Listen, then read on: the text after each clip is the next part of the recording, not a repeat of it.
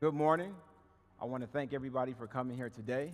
Once again, my name is JimDre Westbrook, and I'll be your ideal presenter for today. So I just want to thank a few people before we get started, and then we'll cover James 3 on today. So first and foremost, I'd like to thank God for giving me this great opportunity to be in front of you guys again. I'd also like to thank Jeremy Martin, who is our pastor, for allowing me this opportunity to come before you guys as well. I also want to thank the core team members out there. These are people who are here every single week. You see them, they have their badges on, and they love this church, they love God, and they also love this community. So I'd like to thank you guys for always being here. And I also want to thank the visitors, whether you're a first-time guest, whether you're a second-time guest, whether you're a regular. You guys mean a lot to us. So for anyone that's been able to take time out and worship here at Downtown Faith, you mean a lot to us. And last but not least, I want to thank all the dads. So I want to get a little hand clap for all the dads. You guys don't have to stand, but I know that we're very appreciative of you just being a father and you taking care of your responsibilities. And I know for myself, I wouldn't be the man that I am today if I didn't have a father in my life the way that I do, and he's actually here. So this is a grand occasion. Usually Pops isn't here. I have my mother as well. They're visiting my sister and I, so they're all the way from Saginaw, Michigan, a.k.a. Sag Nasty. So I just want to honor them because they're here, and they mean a lot to me. So on today, we're going to get into the Essential James series. So we're about halfway through this series, and this is where we're going to talk about faith. So for those who don't know, James was Jesus' half-brother, and he talks about faith through the first church at Jerusalem. So with that, we're going to get into something that's very deep. And I actually think that this will probably be our best series here at Downtown Faith because we're dealing with something that we talk about every day, whether you know it or not, and that is faith. It's very serious. Sometimes it can be, we don't know what it is, but it's something that we need in order to make this thing called life work. So if you guys haven't read James yet, we highly encourage you to do so. It's probably one of the greatest, shortest chapters in the Bible. It's very 1-2 pages, so you can kind of get through it through your hectic week. We highly encourage you guys to finish James before we conclude this series in 2 weeks. So let's jump right into it. So with the big idea we have worth discussing, faith comes fully alive when beliefs and behaviors fully align. So with that, I want to point out our beautiful illustration. Truth needs action. I love this illustration because it is exactly what we're here today to talk about, and that's faith. Because without it, this doesn't exist. We need to really believe what we believe. So with faith, meaning truth, it has to have some type of action behind it. Because if we don't have that action behind it to back it up, faith will never come alive. We can never have that. So when looking at the mirror of faith, there's going to be some type of reflection. And I know some of us may not like that reflection, but it's okay. We have to have that inside us. We have to believe and have an action behind it so we can have a faith that's in motion. This is what James questions. This is what James challenges us time after time through that. What choice are we going to make about our faith? Because Jesus already loves us. We know that. But he always acknowledges truth. And we need to understand that with that, there has to be some type of action behind that. Which leads us to what we talked about in James 1. And that idea in James 1 was how we respond to what happens to us is an act of faith. So with that, that's faith and endurance. And I actually wore this shirt on today so you can understand exactly what I'm talking about. Now, for those who have bad eyes like I do, I'll let you know what my shirt says. And it says it's about finished lines, not finished times. And that's exactly what James was talking about right there. It talked about us growing our endurance and growing our faith. So when we do that, we can become fully developed and perfect. That's exactly what James 1 was talking about, faith and endurance, because it's not a sprint. Yeah, we can go fast and then try to compare on how fast did this happen or that. That's not faith. It's more of an endurance race. It's more about a marathon. That's what faith and endurance was about, and that is so deep. So on last week, Jeremy talked about faith is action. You prove it when you do it. So this is more along the lines of faith without works is dead. Like in life, I feel a lot of times people, we like the ideal of things. So we think that this makes sense, but we actually don't believe in that action. Like, that's not faith. That's not how this thing works. If we really believe it, we have to put some action behind it. And that's what James challenges us all the time. Truth needs action. We just can't put some things together and think that it sounds good and call that faith. That's not what that is. We have to really believe in that. And that's exactly what we're going to dive into when we talk about faith and wisdom. But before we jump into that, I have a little quick story. Do you guys mind if I share? All right.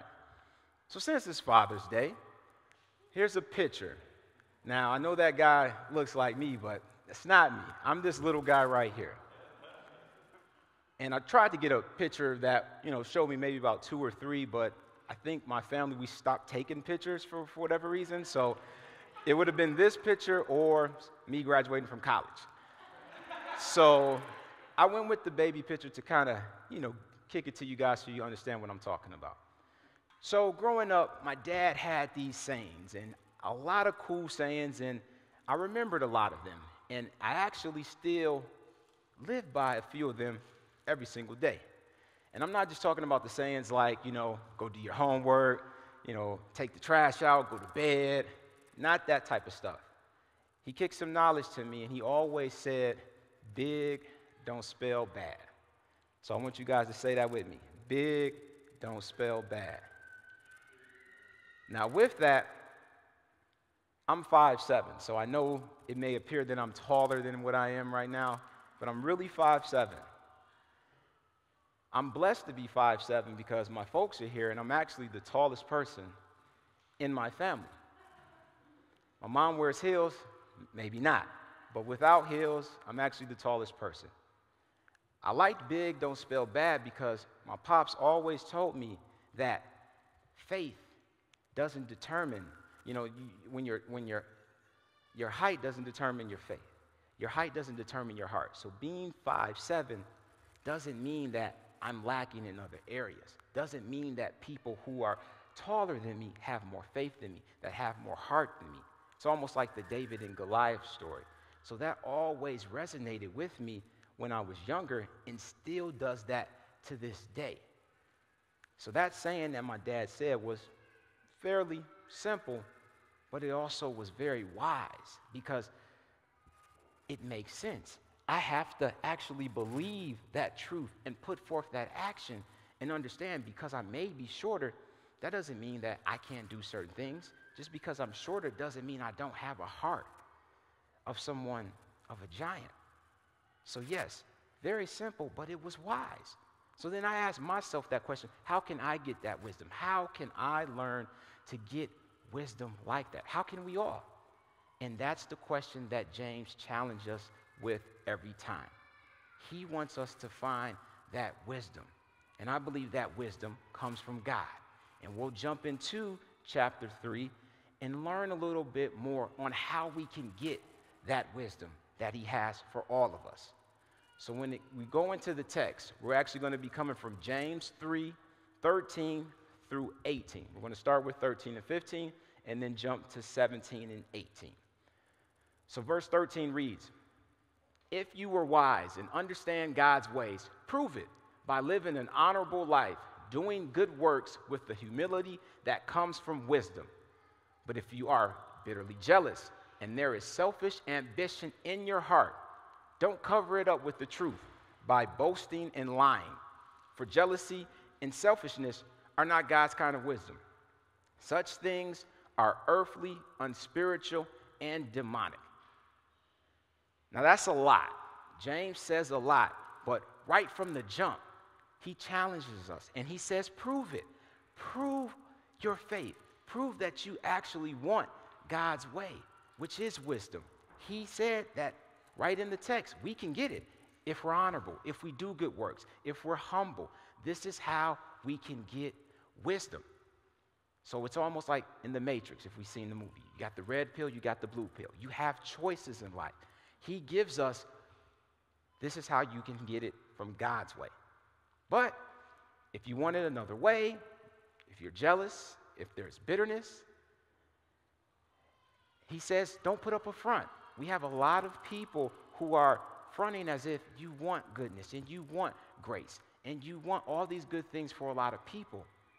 But there's bitterness, there's jealousy, there's lies, there's deceit, there's curses behind all of that. It's almost as if we take pictures for social media and we put them on Instagram. But before we post, what do? We throw a filter on it. So we're putting this filter on it, and it's really not the real deal. It's not the real thing. It's the same thing. Don't cover it up with boasting and lying. If you really want the wisdom, you can get it from God, but it has to come from above, which we'll get into on verse 17. And he says right there, but the wisdom from above is first of all pure, but is also peace-loving, gentle at times, and willing to yield to others. It is full of mercy and the fruit of good deeds. It shows no favoritism and is always sincere. And to those who are peacemakers will plant seeds of peace and reap a harvest of righteousness. So right there he says this is how you can get it. You can get it from above.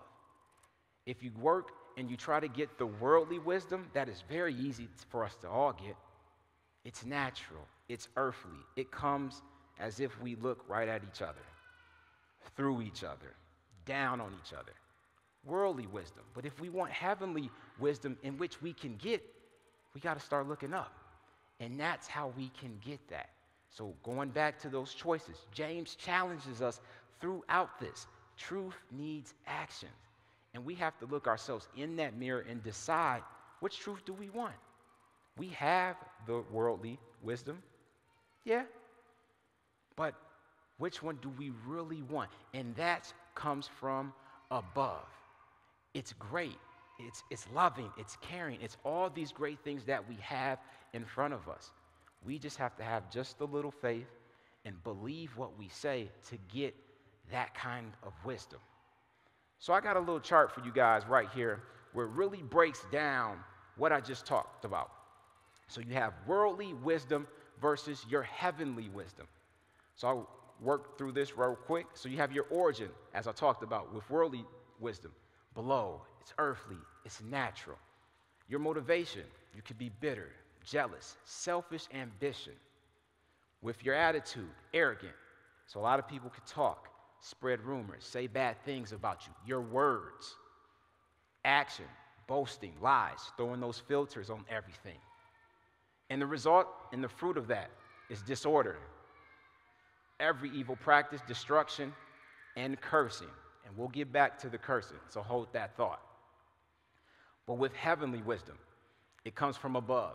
The motivation, wise, understanding, your attitude, gentleness. So this is more of those works. You actually doing something versus talking bad about someone, which was arrogant words. Your actions, they're pure, they're peaceful, gentle, accommodating, full of mercy and good fruits, impartial and not hypocritical. You actually mean this. And the result, the fruit, is righteousness, peace, and blessing.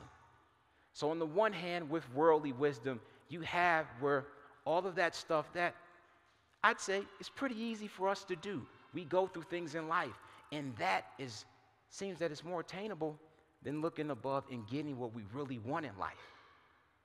And the cursing. So out of one hand, it comes cursing, but if you work through here and the end result is blessing, you have blessings and curses. Something that probably shouldn't be coming from the same source, but it does. And I want to go back into the text, and James says something deep right here. So starting with verse 9, he says, sometimes It praises our Lord and Father, and sometimes it curses to those who have been made in the image of God. And so blessing and cursing come pouring out of the same mouth.